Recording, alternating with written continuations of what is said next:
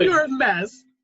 I was actually debating coming on with one of Tommy, two we're things, taping. like with like the with like suspenders and the bow tie and my glasses on and everything, or just coming in with my robe with a little scarf around and a little pipe. Hello, Mona.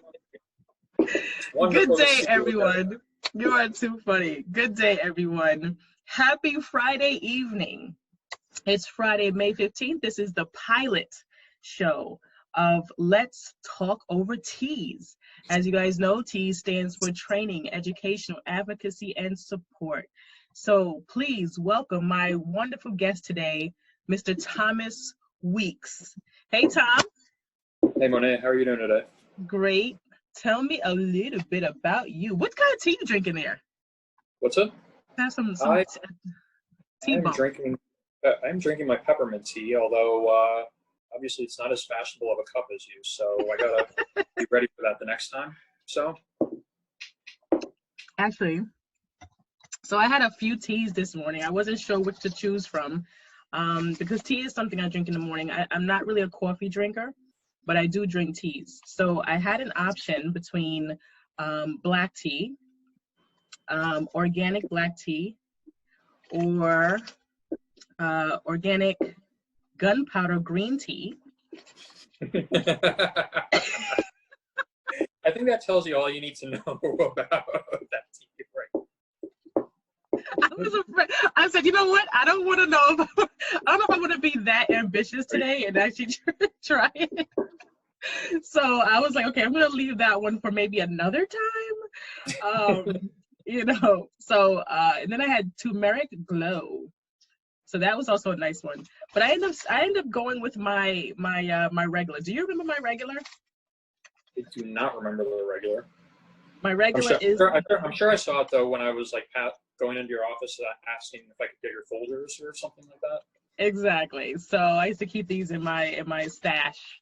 So this is my wonderful safe space honey ginger tea. So you do not mess around, do you? Yeah, I always get, that's my when it comes to tea, when it comes to tea, you do not mess around. You are not playing. No.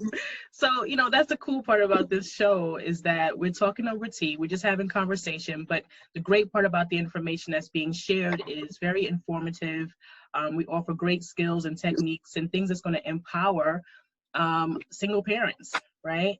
And things just to give information. So we offer so much. And I just want you to tell me just a little bit about who is Mr. Thomas Weeks? Well, I guess the way that Monet and I actually know each other is that we were coworkers at the T.E.A.S Center Substance Abuse Clinic in the Bronx, which is an outpatient program. And we were working together for almost a year or so. And before that, I was actually taking some time off to help out with my family. And for that, I was actually working with domestic abuse at a domestic abuse shelter, primarily with children, but I was also working a lot with both their mothers and their fathers who were residents in the shelter as well. Awesome. Yeah, so Tommy, just to tell you a little bit about Tommy and I have such great friendship, co-workership, relationship, and he's probably one of the smartest up-and-coming therapists I know. And so I wanted to invite you on, Tommy, because you was one of the many that reached out to me and was very adamant about sharing your passion and the experience that you have felt just by reading my book. And for those that don't know, I'm a new release author of the book Raising John's Boy. This is it. I've gotten a lot of raves. It's located all throughout the country and wherever books are sold. And so I'm excited to have you on today, Tommy. Tell me, why did this book, which was primarily designed for single mothers who are raising African-American sons as solo parents, like how did that even interest you? Besides the fact that you knew me, you just wanted to be a great supporter, but what was it that really, really said, you know what, I want to go deeper into this? It was actually a combination of things. You know, first, and I guess one of the primary things is that, you know, I spoke a lot with you about your book and about what the experience was like for you as a single mother. You know, to bring up your son RJ, who is just, you know, an incredible young man, and he's somebody that I think is a real testament to, you know, the kind of mother that he had. And so, you know, just that in and of itself, and just wanting to read more about your experience and what you took away from those experiences. And I thought that these are the kinds of things that really could be, you know, very helpful to women who are either currently going through this, or, you know, women who may actually be in the process of going through this. Um, so you know, that was the first and foremost. The second was because, as somebody who's actually worked in a domestic violence shelter with women in that situation, you know, it gave me a lot of appreciation for what these women had to go through. You know, I mean, for them, it was incredibly difficult, you know, because, you know, on top of having to raise children, they were also enduring a lot of emotional, psychological, and even physical abuse that they were healing from. And on top of that, so on top of having to heal from that, you know, they also had to be mothers for these children who were also needing to heal. And so I guess it was that experience that gave me a great appreciation for what you were writing about. And then finally, you know, actually working at the Tri-Center, a lot of my clients were young men who had children with multiple women, and a lot of these young men were either in and out of jail, or you know, they had kind of peripheral, they, you know, had kind of peripheral relationships with their children. And I guess whenever I would speak with them about, you know, how they thought that, you know, that was affecting the mother or affecting the child, not having their, you know, not having them in their lives. You know, I just really kind of noticed that a lot of them really weren't taking that into consideration when they were thinking about their own relationships, you know, not just, you know, with their children, but with the mother of their children as well. Right. So So that's what makes you. I hope that wasn't too long-winded. No, no, that was excellent. You know, I mean, you're so empathic and you're so compassionate about your craft as a social worker, and that you can hear how just a whole target population that you work with, how their stories could possibly were impacted, and how you can find that through Raising John's Boy. I just thought that was pretty interesting how you were so eager to learn more about it from a woman's perspective, you know, because you already had information and experience from the male's perspective. Here you are sitting with a bunch of men, and they're saying, you know, hey, listen, I have these, you know, children, you know, by multiple women, and um, they were very nonchalant about it. So I could see from your perspective how that, you know, just caused curiosity to want to know what's inside Raising John's Boy, you know, what coming from a woman's perspective, a mother's perspective. And I guess for me personally, I was just very surprised by kind of the nonchalant manner about that with some of them. And even how it was kind of a source of pride, or like a machismo that, like, oh, I've got kids from all these different women or something like that. And sometimes they would even be joking about that. And I would think to myself, you know, in a way that's kind of cruel, really, because are you really taking into, it's almost kind of like you're considering them notches on your belt or something. Mm-hmm. And it's like, are you really taking into consideration what it's like, you know, for the mother to have to raise these children basically by herself? Because it didn't sound like they were getting any kind of support, or if they were getting kind of, you know, perfunctory support from them. Absolutely. And, you know, so it was, I guess the first thing that struck me was just how kind of cruel that seemed to the mother, but then also just how cruel it was to the children as well, to not, you know, have their father in their lives. Right. Absolutely. Absolutely. And I can totally empathize with that from both perspectives, you know, from someone who was on the inside of that, as someone who um, was a single mom and had to endure some of that. Not to that extent too heavily, because my son's father actually did care for him and love him, but he wasn't there as he should have been. And so, yeah, I mean, and then on the outside looking in, you know, it does seem like there's a lot of, you know, machismo. Like, you know, I've been with all these multiple women, and, you know, I have babies all over, and, you know, and there's, you know, a sense of lack of concern as to what the outcome could be for the children or the mothers. What was it that stood out most to you in raising John's boy, and why did that particularly stand out to you? You know, it's funny. I was looking over a certain section that I'd outlined earlier, and the one part that really stood out was how, and I got the sense also from talking with you about your relationship with your son, about how this wasn't kind of like, you know, there wasn't, I mean, of course, there was a hierarchy there where, of course, you're his mother. And so, of course, you have the authority here. But at the same time, though, it seemed like you really viewed it as a partnership, really. Like, we're working together to take care of each other. And I kind of, I really thought about that. And I thought about how, you know, you're teaching him a really valuable life skill, which is Right. how to take care of somebody that you really do love. And in essence, how, you know, his well-being is very contingent on his mother's well-being, because if her well-being isn't at its optimal, then, you know, she can't be the mother that he may need at that time. Absolutely. Absolutely. It's wonderful that you picked that up, Tom, because, um, you know, it's amazing that you said that, because part of my workshop training that I have a 6-week workshop training for mothers and sons.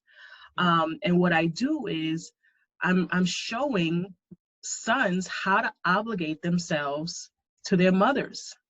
And you know, when you begin to obligate yourself to your mom, love the one that's there, then as you grow on into a man, you will obligate yourself to the ones that you love. And you're not going to be so quick to, you know, exit the home, because now you know what it is to actually love and care for something, and something love and cares for you. So for you to even acknowledge that, that was powerful, because that is one of the lessons that, in fact, is part of my training. So I'm glad that you were able to pick up on that. You know, that's amazing. But the other thing that I was thinking about was, you know, while both reading your book and talking with you and really reflecting on it, was that, you know, and I think that this is important because it doesn't just pertain to like mothers raising sons. It can just as well be, you know, fathers raising sons, or fathers raising their daughters, or mothers raising daughters. Is that you weren't raising him, it seemed like, with the objective of making him a quote man. You were raising him with the objective of making him a good person. Man, And I kind of think to myself, when you look at it like that, then it doesn't really matter who's raising the child. I mean, it's not like a mother is the only one that can, you know, make your children good people, or it's not like your father is the only one that can make you a good person. And when you look at it in less of a gendered term, it's kind of like, well, what's wrong then with your mother raising you? I mean, isn't she just as capable of making you a good person as her father would be? absolutely. Absolutely. You know, I mean, this is not even, you know, one of the things that I really appreciate about you, Tom, is that you have such an area of connection. You really know how to relate. And I love the way you interpret the book so far. And, you know, you've been able to really glean what I was trying to portray.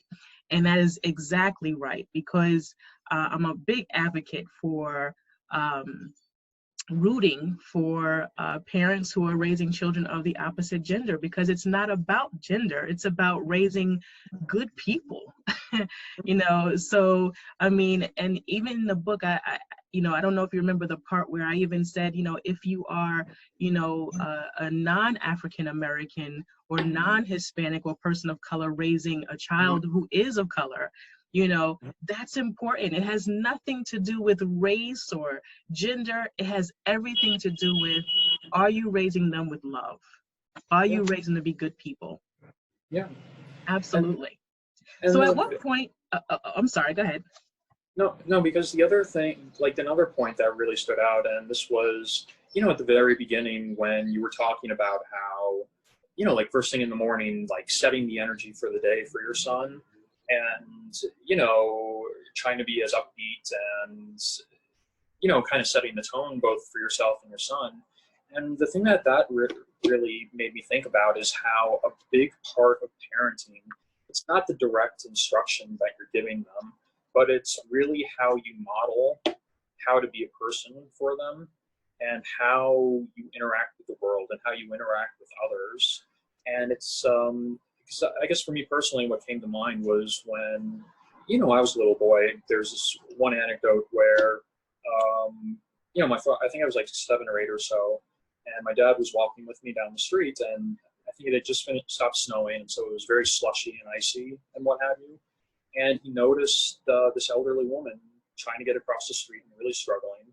And so, we got to the corner, and he said, "Tommy, just wait here, okay? Don't move. Like, I'm going to be right there. You can just watch me the whole time." And he goes over and he, guides the woman across the streets, and he comes back. And he didn't do that thinking like, okay, I'm going to set this great example for my son here, or I'm going to teach him. It's like he did it because that's just the person that he was. And it was by doing that he really showed me like, this is how you treat people when you see them, when they're struggling or when they may need help.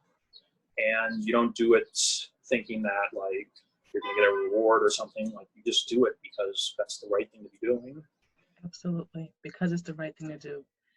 I mean, I can't express to you enough how modeling good behavior, you'd be surprised how your children observes you.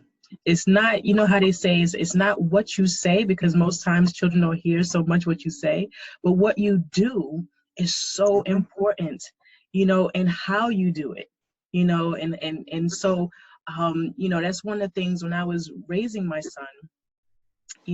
I was very intentional about just being a classy mom, you know, no out of the box behavior that's going to cause him to model after and make my job more difficult, right? If I'm modeling terrible behavior, then I'm going to be witnessing terrible behavior, and I'm going to be having to, parent that terrible behavior. So we have to be very careful about what we're putting out there and what we're modeling for our children. So thank you for acknowledging that. And, I was just going to say that when you were saying how you're modeling yourself as a mother, I thought to myself, well, yes, you are doing that, but at the same time, though, you're modeling yourself as a person. And, I guess maybe I could be playing like the gender elements too much there, but I just kind of feel that like, because I feel the same way. I mean, I gave that anecdote about my father, but I can think easily of dozens of similar anecdotes from of my mother where she did something along the same lines. And she didn't do it thinking that she was teaching me a lesson. She did it because that's who she was. Yeah, absolutely. And it's kind of like that's a big part of raising them is by showing them, is by actually kind of walking the walk. I mean, I remember this one anecdote when I was at the shelter, and this little 6-year-old boy, he's with his mother, and I forgot what he did, but he yells out, "Mother effer," and then the mother just slaps him on the head, and she said, "Don't ever say that." She says, but the little boy said, "But you say it in front of me all the time." Wow, that is huge. That is huge. And it's like there's that big discrepancy between, like do what I say, not what I do. Absolutely. And yet clearly the son is really modeling himself after, what the mother is doing. And that plays a bigger role than the mother, actually saying to him, don't say that. Absolutely. It's amazing that you say that, because you're not playing the gender role too heavy. I even mentioned it, I think, in the book, where I say, even before your children, we were women.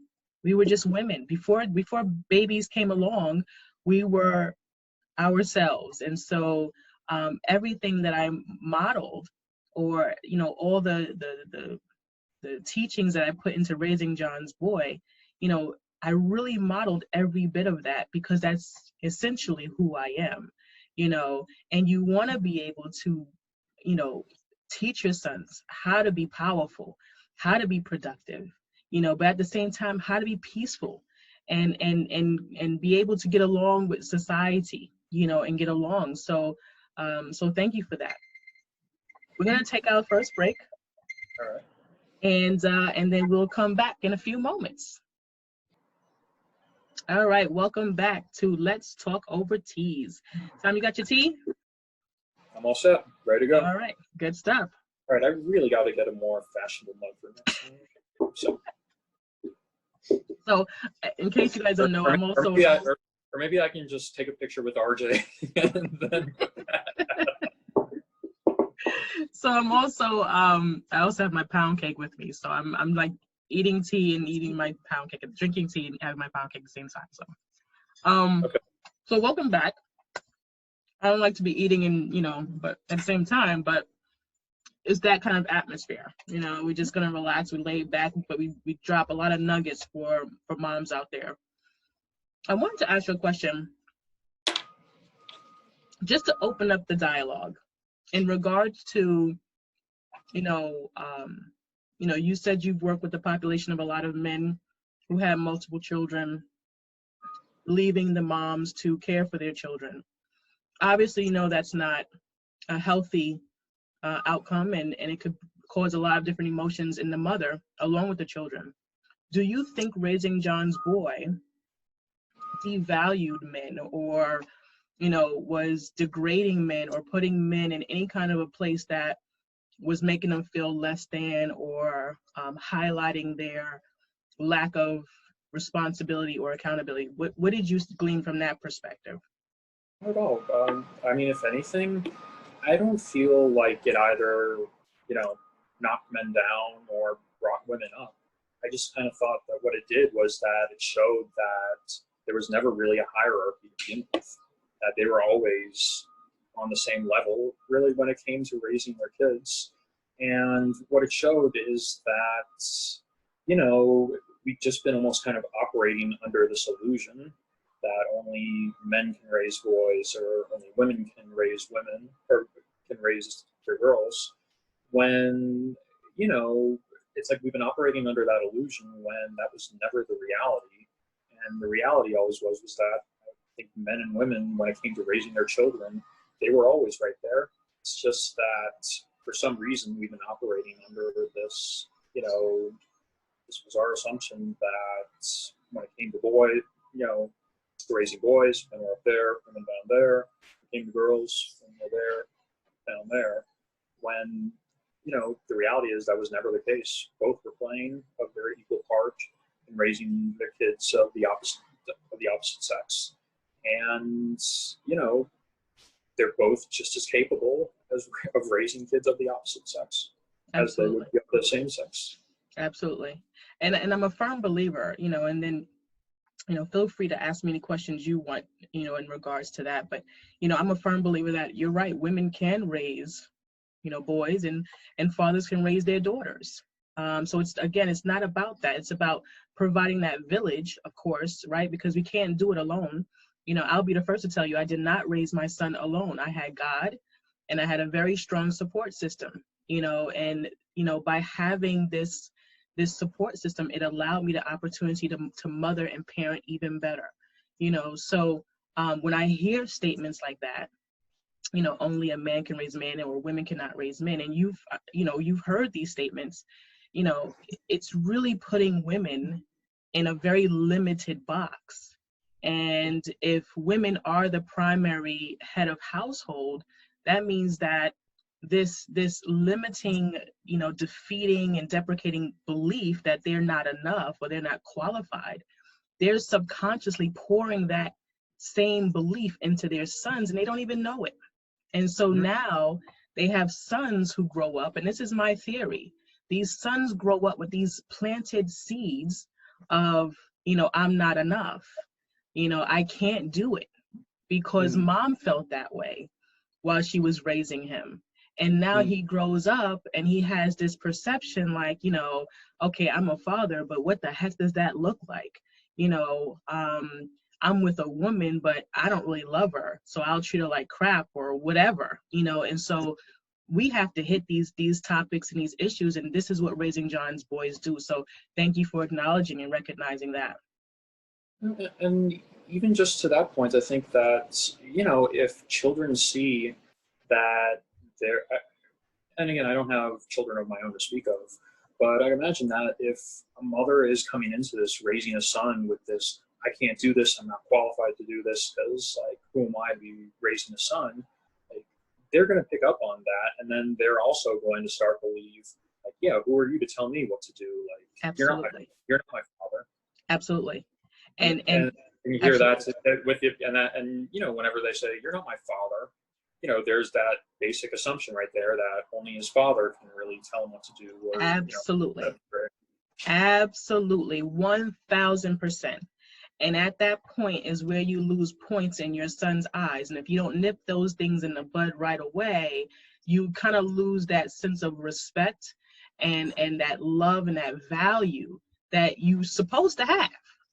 But you lose that, because subconsciously you have this belief that you're incapable of doing it. So your son grows up believing that too, so it's huge.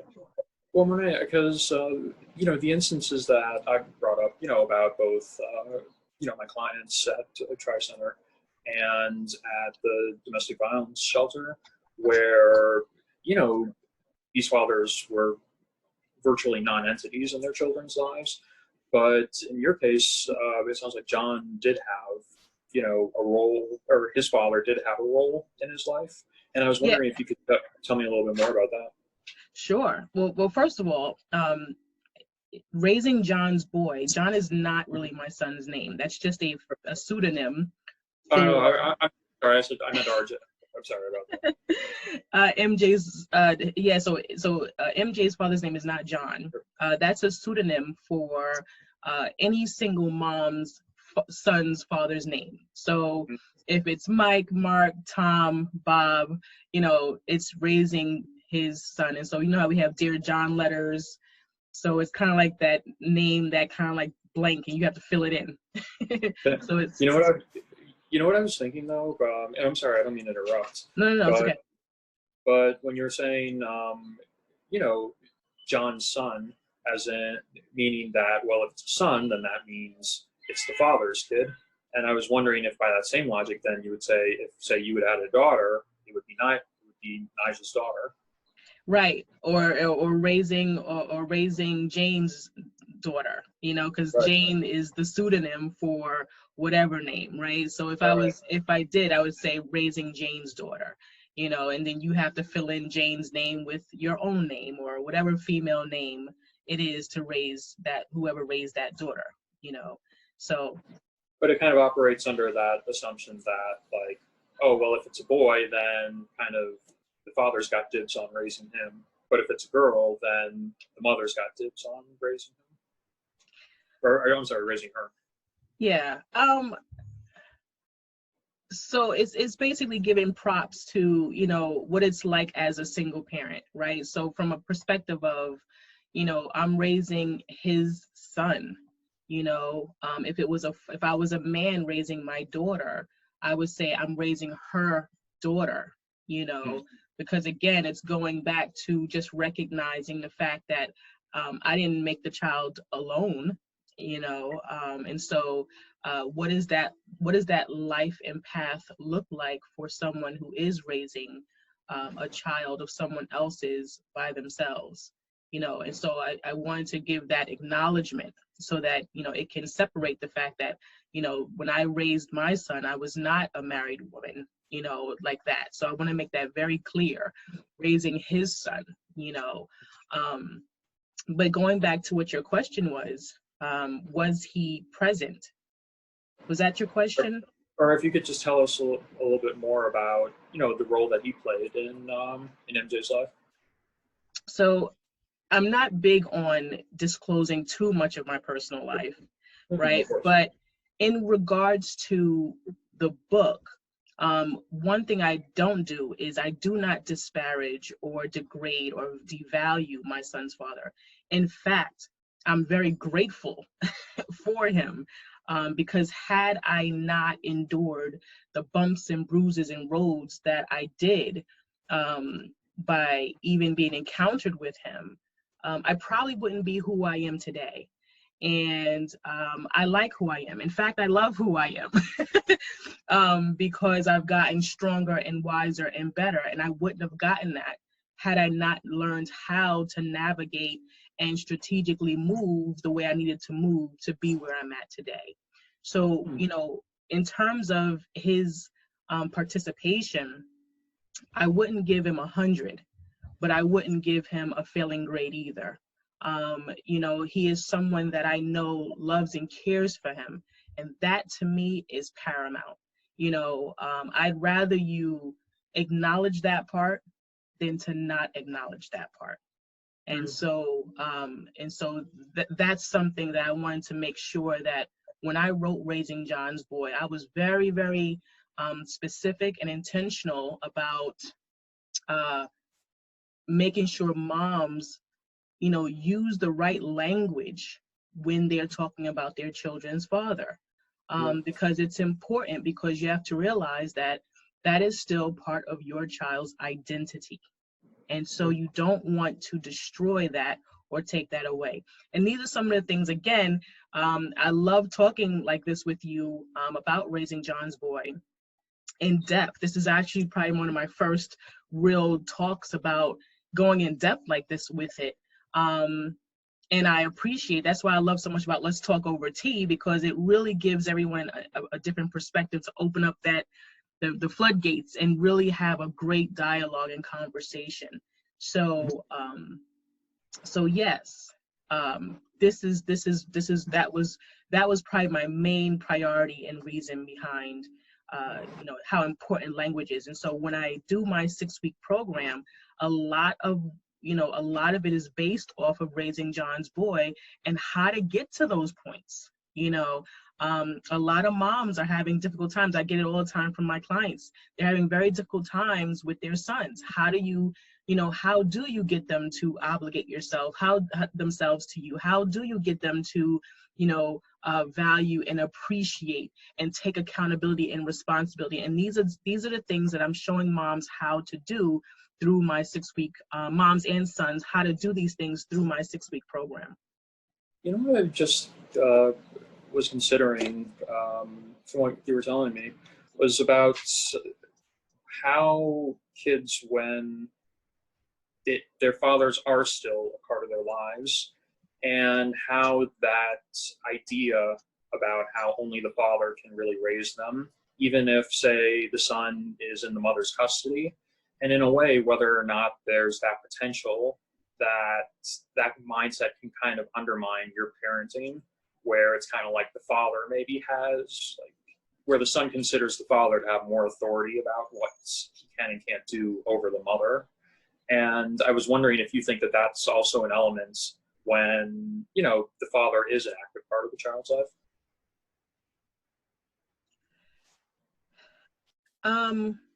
I don't know if I entirely gleaned what you were saying right there. So I might need you to pull that back a little bit. Sorry about that. But, okay. How if father is still a part of the child's life, and maybe, he looks at the father as being more of the authority figure because, hey, he's the father. Like, only the father raises the boys to be a man, even if the boy is in the mother's custody.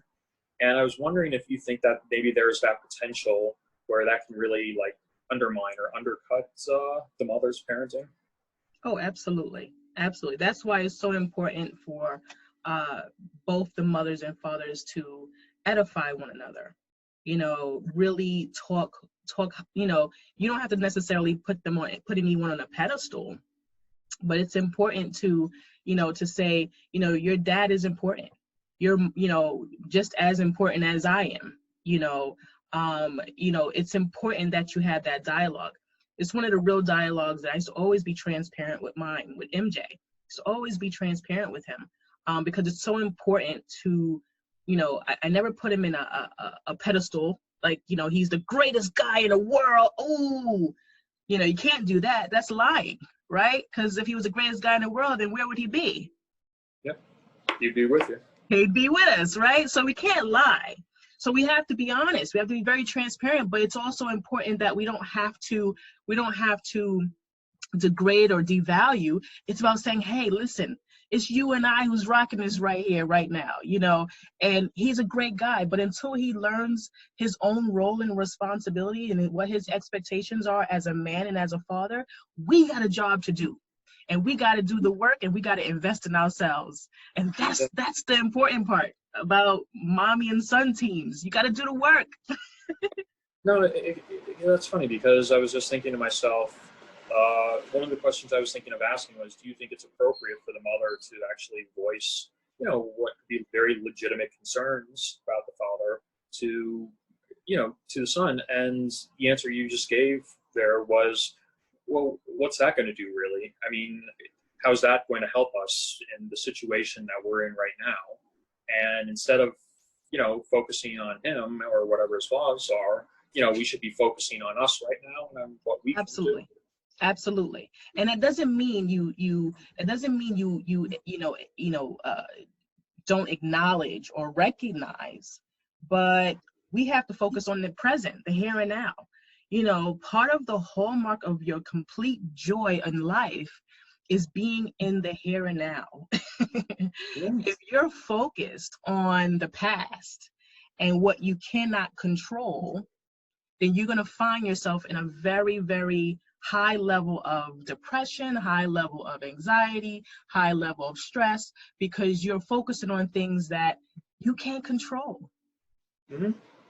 And at the same time, and at the same time, though, what I was thinking was that there's also that potential of like manipulation, because I know that's very common in these kinds of situations where like the parents could be playing the kids off of off of each other, and in that sense you're using them more as a pawn really than as like a human being, or really considering like, is this really what's in their best interest for Absolutely. you to be running your mouth off about their father, or vice versa. Absolutely. Absolutely. And that's called splitting, right?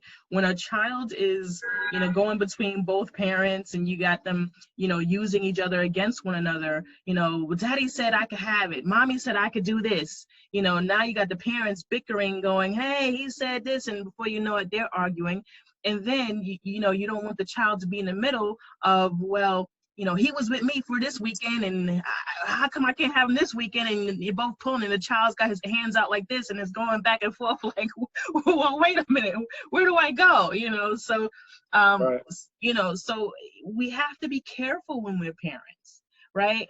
Even when it's a two-parent household, co-parenting, we have to be very, very careful about how we perform in front of our children. I always took the high road. One thing, I was not going to entertain was argue, fussing, and fighting in front of my kid. That wasn't happening. Mm-hmm. That just wasn't happening. Because I'd rather a peaceful, loving home than a chaotic and confused home. Yeah. I have, when I was raising my son as a solo parent, I already knew that I was the head honcho. Mm-hmm. And so there was no need for me to entertain drama or arguing and fighting just wasn't, it wasn't in the cards. What, you know, and that's just the way, you know, again, mothers have to learn how to take their authority in their household. Of course, within reason, if there's courts involved, you want to make sure you're obedient, and being, you know, within contempt of, you know, you don't want to be in contempt of court. But your household is your household. And that's something, again, that I share a lot with my moms and their sons. At what point, Tommy, in the book did you say, okay, this is getting good? Like, oh my God. To be honest, and I know it maybe sounds kind of corny, but literally, it literally was like the third or fourth page, because there was just so much material just in like a couple of lines where I would just think about it, reflect on it, write on it. And, you know, the thing that annoyed me is that, like, I would set aside an hour or so to read the book, and then my hour's up and I'll realize, like, I only got through like 2 or 3 pages, but I wrote like 4 or 5 pages of like just all of these thoughts that I had and all of these, you know, reflections. And so it really was just right off the bat.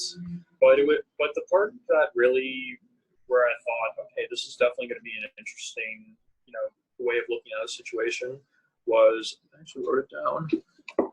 The quote was, "You and your son have a responsibility to invest in each other and to do the work." And it was really that line about the responsibility to invest in each other, really. You know, thinking that your well-being is just as much entwined in the well-being of another person. And, you know, just kind of realizing that that's kind of the cornerstone of like what a loving relationship is. You know, understanding that, like, my grandmother had the saying that she was only as happy as her least happy family member. Mm. And just kind of realizing that, you know, your well-being is just as much entwined in the well-being of the other person. And really, that was kind of where it hit home that, like, yes, this was, you know, a mother-son relationship, but at the same time, though, thought of it as also a mother-son partnership. Absolutely. Absolutely. And you know, it's definitely a partnership, right? But it's a healthy partnership. I don't want mothers out there to think that there's, you know, some form of enmeshment going on or anything of that nature. This is a partnership in sense where, you know, we give and we take, right? If I give you something, you say thank you. If you give me something, I say thank you. And we give and we take. We give and we take. That's how it goes. And it's not about just I give. As a woman, you know, we do it. We do so much already as a woman. So when you add motherhood on top of that, we have to continue to maintain our self-care. We have to love on ourselves. And part of doing that when you have children is being able to teach your children, hey, I'm somebody too. You got to love me as well. You got to take care of me as well. You know, just like I take care of you when you're hurting or in pain or sad and not feeling good. Well, guess what? I hurt and I get in pain and I get sad and I don't feel well sometimes. And I want that same reciprocated kind of love and affection, you know. And so it's important that, yes, we invest in each other. Just like when you have a Roth IRA or a 401k, I'm putting money into you, you're putting money into me. If I put money into you and I'm taking everything out of me, then I'm not there to help show you how to maintain your money. Yeah. So we both got to have money so that I can show you how to keep and maintain your money. Exactly. You know, so any last thoughts before we go? How about this? Finish this line for me. I kept reading because. I kept reading because it really gave me a greater appreciation, not only of what women who are raising children on their own have to go through, but what women who are even raising children with a husband, a boyfriend, a girlfriend, a partner, what they're going through. And it really made me reflect on what does it really mean to be a parent. And we talk a lot about, oh well, we need to raise our boys to be sons, or we need to raise our girls to be women, when we don't even really have that clear of a sense of what does it mean to be a man or a woman. And it's kind of like, if you don't have that sense, then how can you really be effective as a parent? And really, that, I guess for me, those were the things that I just kept thinking about and dwelling on, and really thinking about when I have my own kids, what exactly would my role be as a parent, so that way I can, raise hopefully somebody who, I don't even know how to describe it really, but just somebody essentially who's happy. Good. Excellent. That is really excellent. Any last minute thoughts that you'd like to pass on to a single mom who could be watching this right now, or even a son who's watching this, because you were a son as well. So is there anything you'd like to just pass on? Any last minute thoughts? Can I share just a quick anecdote? Sure. Mother always says to me and my three brothers that if you think I screwed you up now, just thank God you weren't born girls.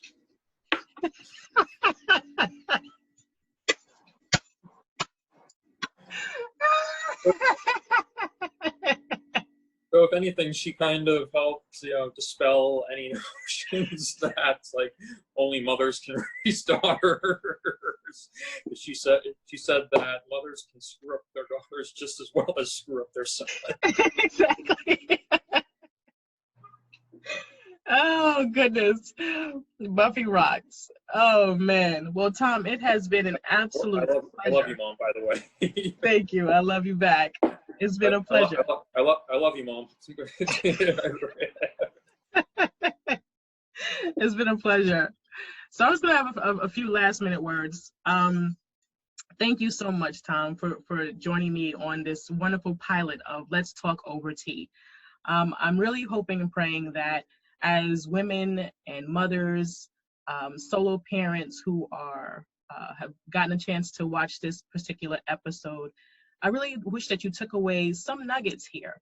We talked a lot about just single fathers and, the men in the children's lives and not being there. And we talked about the impact that could potentially have on mothers and their sons and, and just so many different angles pertaining to just being a single parent. His ideals and the takeaways that Tom has had from raising John's boy. I'm truly humbled because he really got an opportunity to see just not who I was as a mother, but who I am as a person. And, and dispelling those myths that, parents that are one gender cannot raise a child of another gender. Thank you for helping me to dispel that. I would love for you to come back, Tom. I would love for you to share your thoughts some more as we grow and expand Let's Talk Over Tea. And thank you, humbly.